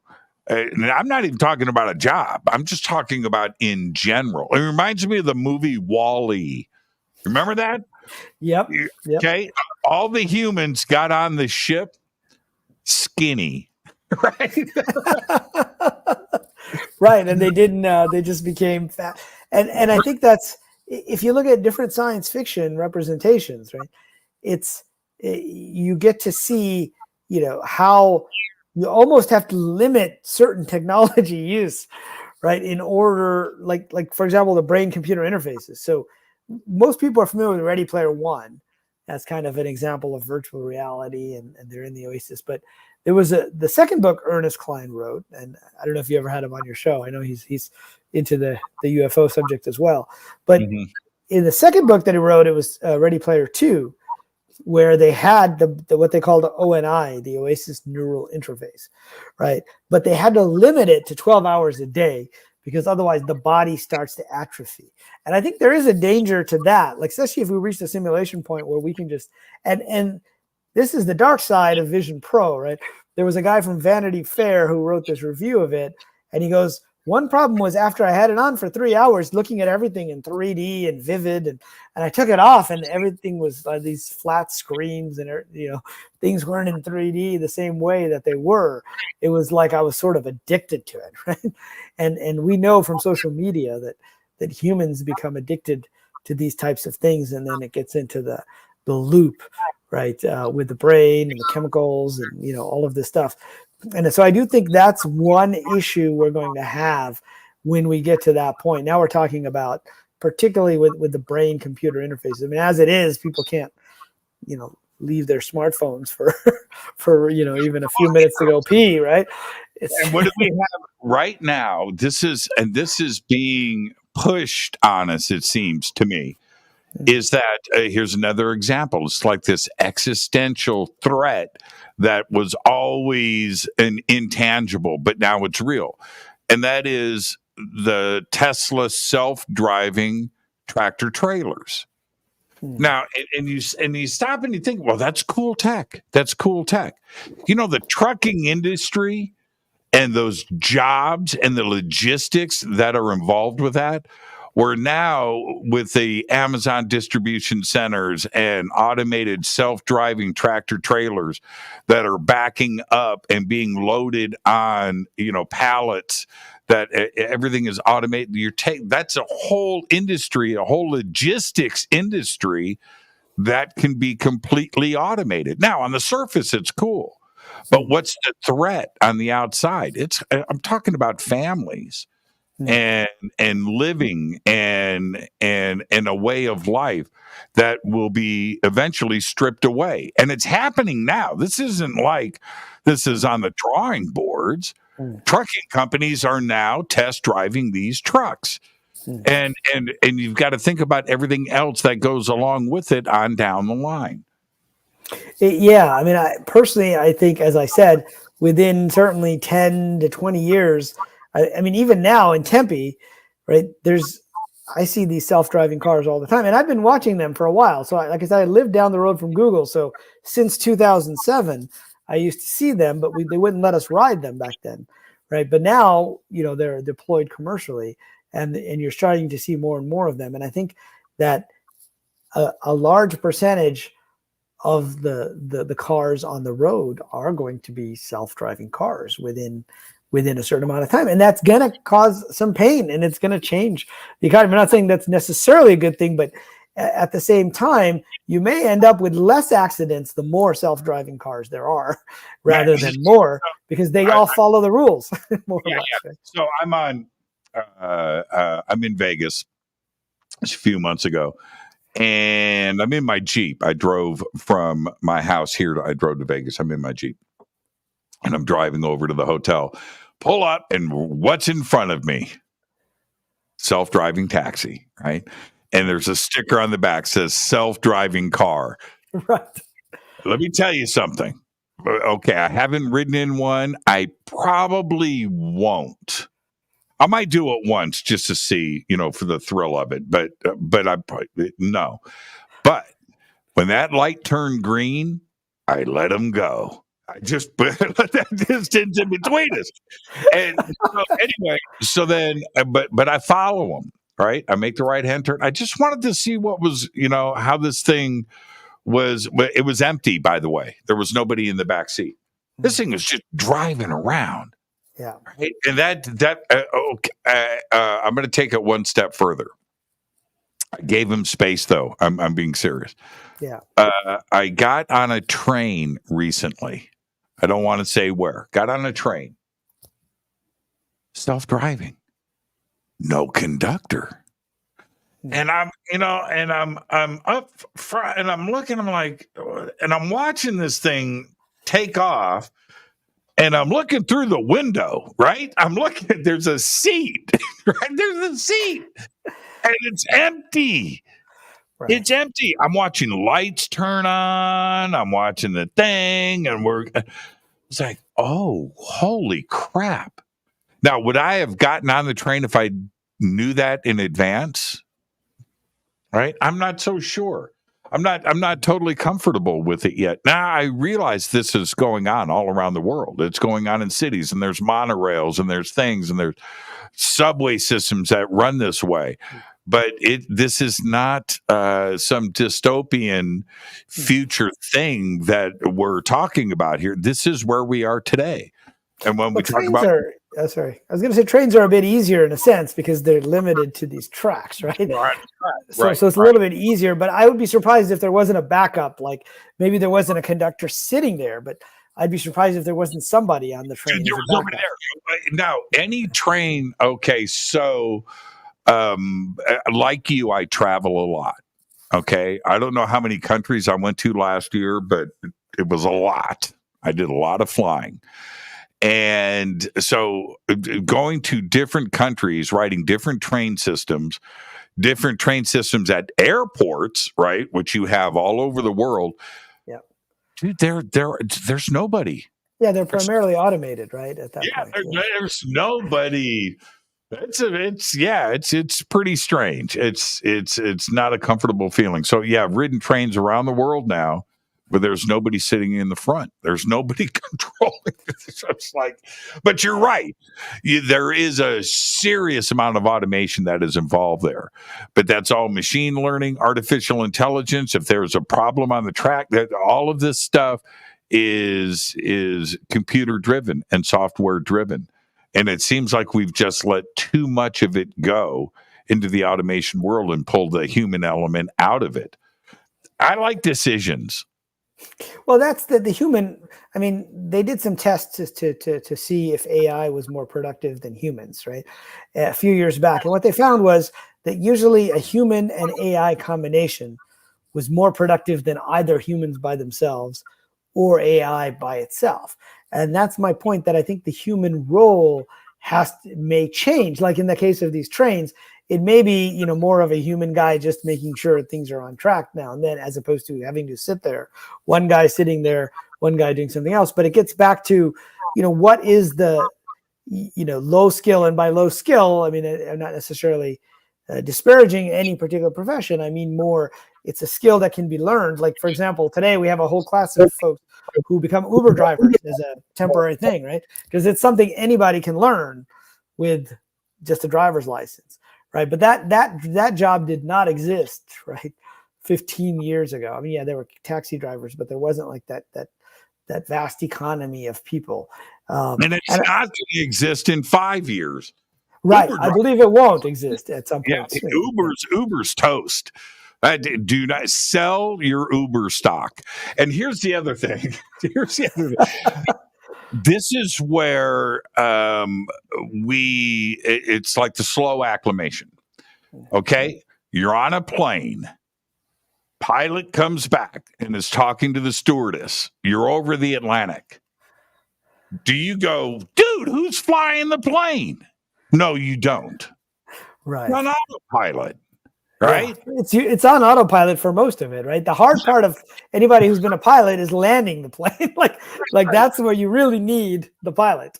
Right. Everything else, it may be taking off, but even that's not that difficult comparatively. But the pilot's still there. Yes. Right. And I think that's important. I think we have to have that human element, and we have to have the human oversight. And my worry about AI is when we try to get rid of that human element. And that's what leads to dystopian scenarios where, if AI can make decisions on autonomous weapons, right? It's not so much that the AI itself is going to say, I want to go kill all these people. The humans both give it the values that say, this is your purpose, right? Just like when we write code, we are coding a set of values into the code, whether we know it or not. Similarly, when we craft AI solutions and we point them at particular problems, whether it's create an image, create text, shoot people, hit the target, right? We are crafting a set of values into the AI. And I think that's where it gets dangerous. And it's not so much the super intelligent AI. Like I used to have a meditation instructor who said he'd rather spar with a 10th degree black belt than a first degree black belt, because the 10th degree black belt has more control and is not going to hurt you by mistake, right? It's the unintelligent AI like that's just doing like a virus. Like a virus just replicates itself. Computer virus I'm talking about now. I suppose it's true. It just replicates itself on as many machines as possible. It doesn't actually make any decisions about whether that's a good idea or not, or have any nuance around that. So I actually think when we get to some kind of sentience or super intelligence, perhaps the danger of AI will go down depending upon what kind of values that sentient being has, right? In and of itself. I mean, like a baby by itself would never share toys, right? But as it gets older and gets socialized with values, it learns, oh yeah, I can share toys with my friends and I can play with their toys. Riz, this is all great, but we don't have anybody implementing these guidelines. That's true. That's true. Yeah. Well, there's a lot of groups trying to, like, there's groups at Oxford and Cambridge. There's no question about it. Yeah, I get that. Yeah. But we don't have anybody right now, right? The fox in the hen house kind of thing. Yeah. I mean, it's right now, it's all Wild West. Everybody's just trying to make money from AI, right? And they're investing. And this is why I kind of step back from Silicon Valley, because Silicon Valley, you realize, yes, there's innovation there. And by Silicon Valley, I don't necessarily mean just the geographical area of Silicon Valley. I mean, it's like a culture now that goes in different structure. places. Yeah, it's a structure. It's a culture. Yeah. Yeah, but you find that it's just about money. Like that's the only thing they value, and that's kind of why I stepped back a little bit, both for my writing as well as getting back in academia a little bit, so you can think about the higher level issues. But there are folks who are, there's new jobs being defined around AI ethics and things like that. But it's going to take a while to get there, because like I said earlier, like Coleridge's dilemma, the problems with AI are probably going to be slightly different than we think they are today. And we won't know that until we get there. So we have to monitor it as we go. So yeah, anyway, I mean, I know we're getting to the end. I know there are a couple things you want to talk about. Well, there is, and we'll get to that. But one more question, though. Yeah. So AI gets to the point where Riz can go to Disneyland, walk around, interact with Mickey, right? All of the other consumers that are there that are not really there. You ride on a ride. You get the simulation right. You do all of that, right? You spin around in the teacups. And it's so real that you take off the goggles, you can't even walk. Right? You're tired from walking around Disneyland. Right. When does that replace going to Disneyland, where Disneyland doesn't have the same appeal, the same adrenaline injection, the same dopamine injection that we get from a virtual version of that? And is that okay? Is that okay to be in that Ready Player One environment? Yeah, so those are, like, I think, two separate questions. The first is, when does it happen? I think it's starting with the Vision Pro, just based upon my one day of experience with it. It's starting. There's still complications. If you wear glasses, you got to get a lens. I mean, it's still a big thing. So it's not happening yet, right? It's like saying, when are we going to have a computer on every desktop back in 1981? Well, I think with the PC and the Mac coming out, that was the start, but it didn't necessarily happen. It took 30 years, right, before we got there. And I think with this, I think we're at the beginning stages of that with something like Vision Pro. But there's, so I think we still got, 10 years. Like, there's a trope in science fiction. They always set the sci-fi 30 years out, right? Like right. When did 2001 come out? 1969, right? Right. And Blade Runner, 1982, and they're saying like 30 years in the future. So there's always that, because it's far enough in the future that you can, you don't know exactly what's going to happen, but it's not so far that everything's going to be different. So you can still kind of visualize it. But I think, there are attractions like where you can just put on the virtual reality headsets. Now, it's still a little uncomfortable. So I think we're at least 5-10 years away from these experiences being as good as actually going there. But my contention is, in the end, we may already be in one of those simulated realities. So even going there, right, may in fact just be a simulated experience. We just don't know that. Well,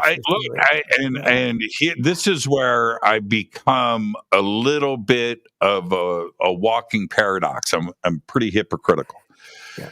So I see both sides of the fence. I have in front of me 3 36-inch monitors. Okay. I've literally got 10 feet of screen curved, right? You have more than I do there. Yeah. And I have driving sims. Underneath this desk, I have got, I won't even get into the brand, but just let me say, I've got some pretty fanatical equipment here. And I can go and drive Le Mans, right? I can pick the car. I can adjust the suspension. I can tie. When they say driving simulation, it's not a joke.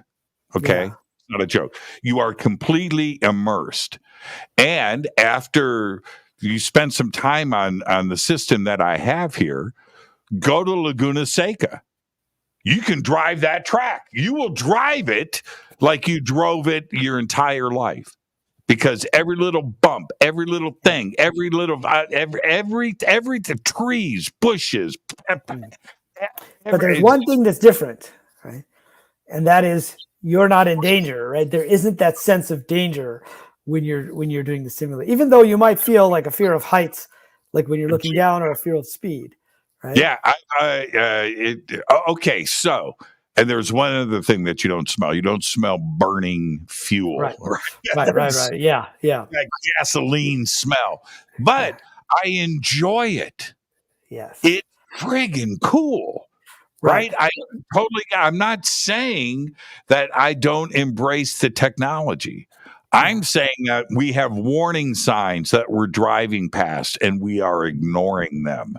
I agree. And one of the reasons why I call the simulation point a kind of singularity is at that point, why would you go anywhere if you can have the same experience without necessarily, you can go to India, feel like you're eating all this Indian food, but not necessarily have the stomach issues that you might have right within there.